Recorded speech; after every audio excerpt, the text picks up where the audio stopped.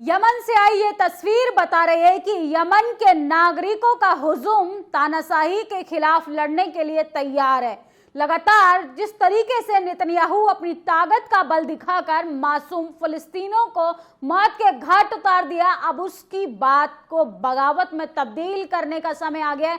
लगातार नेतन्याहू को चुनौतियों पे चुनौती देने वाले तमाम देश जो हैं, अब वो बगावत करने के लिए आगे आ चुके हैं। अब युद्ध जो है वो नया मोड़ लेने वाला है। किस तरीके से 119 दिन लगभग हो गए हैं युद्ध को, लेकिन इजराइल पीछे हटने का नाम नहीं ले रहा है। इसके साथ साथ कोर्ट ने भी चेतावनी दे दी है। जेनोसाइड का केस दर्ज के साथ साथ नेतन्याहू को कठोर कार्रवाई करने के लिए कोर्ट ने मामला दर्ज कर लिया है। लेकिन नेतन्याहू जो हैं वो अपनी क्रूरता पर इतने उतर आए हैं कि उन्हें अपनी गलती तक का एहसास नहीं हो रहा। लेकिन सोचिए, जब क्रूरता अपनी चरम सीमा पर हो तो उसकी भी एक हद होती है। कैसे वहां फिलिस्तीनी नागरिकों के समर्थन में दुनिया भर के लोग एकजुट हो गए हैं और यमन की ये तस्वीर चीख चीख कर बयां कर रही है। ये हुजूम बता रहा है, ये भीड़ बता रही है कि अब ताकतवर के सामने घुटने नहीं टेके जाएंगे, अब जान की भीख नहीं मांगी जाएगी। अब इजराइल को मुंह की पटकी खानी पड़ेगी। अब इजराइल को और इजराइल के प्रधानमंत्री, एक हत्यारे प्रधानमंत्री को अब ईंट का जवाब पत्थर से मिलेगा। ये तस्वीरें की भीड़ का आप अंदाजा लगाते जाइए। ऐसी तमाम प्रोटेस्ट दुनिया भर में हो रहे हैं। स्पेन हो, इटली हो, जर्मनी हो, यहाँ तक कि तमाम लोग, ईरान जैसे देश ने भी अब चेतावनी दे दी है कि अगर 24 घंटे के अंदर युद्ध को समाप्त नहीं किया गया तो नए अंजाम को भुगतने के लिए इजराइल तैयार है। क्योंकि युद्ध शुरू किया था इजराइल ने, युद्ध शुरू किया था नेतन्याहू ने, अब उसको पूर्ण विराम देगा। तमाम जो देश जो हैं पूर्ण विराम देने की कोशिश करेंगे। हूती, हिजबुल्ला हो, तमाम लोग लगातार, हमास जो है इजरायली सैनिकों को लगातार जवाब दे रहा है और लोगों की हिफाजत कर रहा है।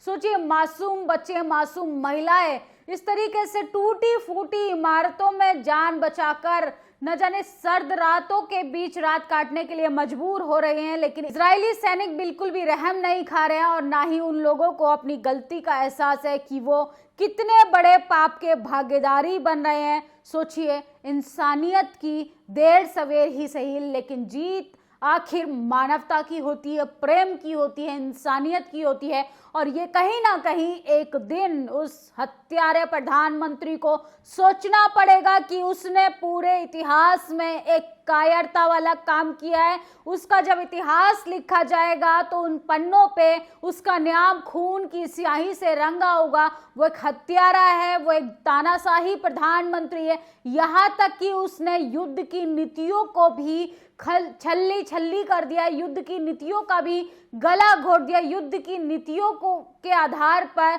ना महिलाओं को बख्शा जा रहा है, ना बच्चों को, ना बुजुर्गों को, यहाँ तक कि वहां पर जानवरों पर भी अत्याचार हो रहा है। सोचिए, एनिमल राइट्स की भी धज्जियां उड़ा दी है। किस तरीके से वहां के जो छोटे मोटे जानवर हैं उन पर भी क्रूरता कर रहा है इजराइल। इसके साथ साथ तमाम लोग जो हैं अब इजराइल के खिलाफ बगावत का बिगुल बजा चुके हैं और ये यमन के नागरिकों का जनसैलाब बता रहा है कि आखिर में ताकतों से लड़ने के लिए आपको एक न एक दिन सड़कों पर आना ही पड़ेगा। तमाम लोग सोशल मीडिया पर लिख रहे हैं, अल कासिम ब्रिगेड का बयान, हमने गाजा शहर के पश्चिम में शून्य सीमा पर कब्जे वाली सेना के 15 सैनिकों को मार दिया। गाजा शहर में किस तरीके से जो लोग हैं वो इजरायली सैनिक को मुंह तोड़ जवाब दे रहे हैं, उनको पकड़ लिया गया है और उनको मार दिया गया है ताकि वो और लोगों को ना मार पाए। वो छुप के वार कर रहे हैं। उनके डर की वजह से मासूम बच्चे लापता हो रहे हैं, मासूम बच्चों को ढूंढा जा रहा है। यहाँ तक कि सर्द रातों में लोग छुप छुप कर अपनी जान बचाने के लिए मजबूर हो रहे हैं, लाचार हो रहे हैं, बेबस हो रहे हैं। आगे, कतर इजराइल युद्ध विराम प्रस्ताव पर सहमत हो गया है और हमें हमास से प्रारंभिक सकारात्मक पुष्टि मिली है। कतर के विदेश मंत्रालय का कहना है कि उन्हें उम्मीद है कि वे अगले 2 हफ्ते में अच्छी खबर की घोषणा करने में सक्षम होंगे। इजराइल ने युद्ध विराम के लिए प्रस्ताव से सहमति तो जताई है, लेकिन अभी युद्ध पे पूर्ण विराम नहीं लगा है, अभी सीज फायर नहीं हुआ है, अभी युद्ध समाप्ति की इस तरीके की कोई अपडेट नहीं है। लेकिन लगातार गाजा पट्टी से ऐसी खबरें आ रही हैं कि तमाम लोगों को निशाना बनाया जा रहा है, उनके साथ बदसलूकी की जा रही है, बर्बरता की जा रही है। गर्भवती महिलाओं को दवाइयां तक नहीं दी जा रही है, ना ही हॉस्पिटल में अच्छी सर्विस दी जा रही है। जो तमाम देश उनकी सहायता के लिए जो चीजें पहुंचा रहे थे, उनको भी समुंदर में खत्म करने की कोशिश कर रहा है इजराइल। आगे लोग सोशल मीडिया पे लिख रहे हैं, बेतुल मुक़्सद हमारे ईमान का हिस्सा। हमास का ये फोटो देखिए कि फिलिस्तीन के समर्थन में, फिलिस्तीन की आज़ादी को दर्शाने वाली ये तस्वीर कितनी सोशल मीडिया पर वायरल हो रही है। और फिलिस्तीन की आज़ादी के लिए, अमन चैन के लिए दुनिया भर के लोग आगे हाथ बढ़ा चुके हैं। यहाँ तक कि भारत भी फिलिस्तीन के समर्थन में आगे आ चुका है। वो तो कुछ मनुमानसिकता के लोग हैं कि किस तरीके से इजराइल के समर्थन में है, और भारत के कुछ बेरोजगार लोगों को इजराइल भेजने की भी तैयारी की जा रही है, क्योंकि इजरायली सेना की जो संख्या है वो कम पड़ गई है।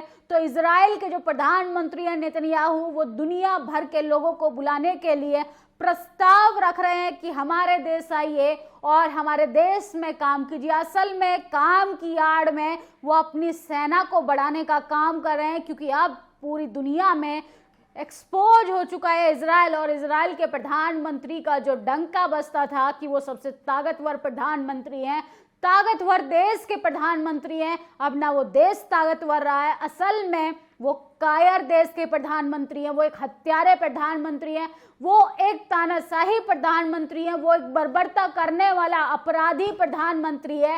ये इंटरनेशनल कोर्ट ऑफ जस्टिस भी कह चुका है। ईरान के खुफिया मंत्रालय का कहना है कि उसने एशिया, अफ्रीका और यूरोप के 28 देशों में इजराइल और मोसाद से जुड़े जासूसों और आतंकियों की पहचान की है। मंत्रालय ने यह भी कहा कि तेहरान और ईरान के अन्य हिस्सों में कई जासूसों की पहचान की गई है। सोचिए, इजराइल जो है वो उन तमाम कंट्रीज में भी अपने जासूसों को आगे कर रहा है जहां पर लोगों ने फिलिस्तीन की आज़ादी के लिए मांग किया, फिलिस्तीन के समर्थन में, फिलिस्तीन की मदद के लिए लोग आगे आ रहे हैं, और जिन्होंने इजराइल के प्रधानमंत्री को चेतावनी दी है कि अगर युद्ध पे पूर्ण विराम नहीं लगा तो युद्ध का जो अगला मंजर होगा वो नेतन्याहू के लिए बहुत महंगा पड़ेगा।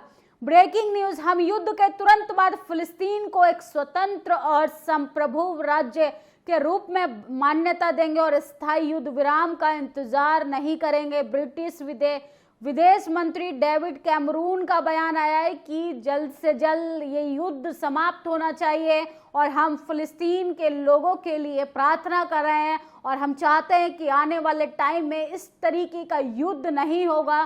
फिलिस्तीन के साथ जो बर्बरता की गई, फिलिस्तीन पर जो अत्याचार हुआ, फिलिस्तीन के साथ जो षड्यंत्र नेतन्याहू ने किया, इजराइल के सैनिकों का इस्तेमाल कर कर, इजरायली महिलाओं का इस्तेमाल कर कर, अब वो सब खत्म करना पड़ेगा और इजराइल को पीछे हटना पड़ेगा, और फिलिस्तीन के लोगों को आज़ाद करना होगा, उन्हें चैन से रहने देना होगा, शांति के साथ रहने देना होगा। आगे तमाम तरीके की अपडेट्स लोग दे रहे हैं कि हमास ने इजराइल के साथ युद्ध विराम समझौते के लिए 4 बड़ी शर्तें रखी हैं। इजराइल को गाजा की लड़ाई पूरी तरह बंद कर देनी चाहिए, अपने सभी सैनिकों को वापस बुला लेना चाहिए, इजराइल को गाजा की घेराबंदी पूरी तरह से समाप्त कर देनी चाहिए, और पूर्ण निर्माण के लिए युद्ध हर्जाना भी देना चाहिए। इजराइल को गाजा निवासियों को उनके घरों में शांतिपूर्ण वापसी करने की गारंटी देनी चाहिए। इजराइल को अपनी जेलों से सभी फिलिस्तीनी मुस्लिमों कैदियों को रिहा करना चाहिए।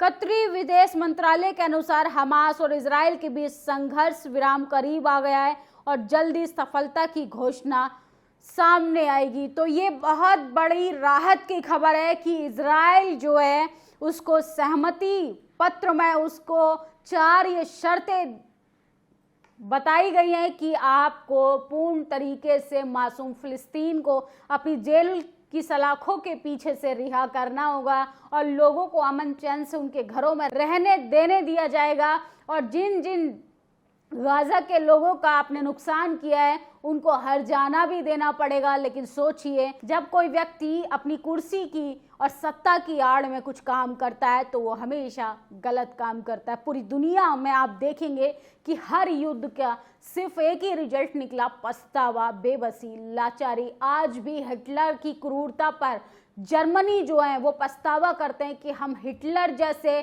कुशासक को अपने देश में पैदा होने दिया। सोचिए, एक ऐसे कुशासक का भी नाम लेना दूषित समझते हैं इस जर्मनी लोग, जहां पर हिटलर ने तमाम लोगों के साथ गलत व्यवहार किया था। उसकी हिस्ट्री जो है वो काली स्याही से लिखी गई है। वैसा ही अब हो गया इजराइल के प्रधानमंत्री नेतन्याहू के साथ। वो सोचे थे कि वो सत्ता पर काबिज रहेंगे, असल में उन्हें नहीं पता था कि वो कुर्सी की चमक में गलत काम को लगातार बढ़ावा देने की कोशिश कर रहे हैं। इससे तो इजरायली नागरिकों ने ही इजराइल के प्रधानमंत्री का बायकॉट करना शुरू कर दिया। लेकिन राहत की खबर यह है कि इजराइल को चेतावनी दी गई है कि 4 मांगे अगर उसने नहीं मानी तो फिर वो नए युद्ध की रणनीति के लिए तैयार है, नए युद्ध के अंजाम के लिए तैयार है। और इसका जिम्मेदार इजरायली सेना होगी, इजरायली प्रधानमंत्री होंगे, अमेरिका होगा, तमाम वो देश जिम्मेदार होंगे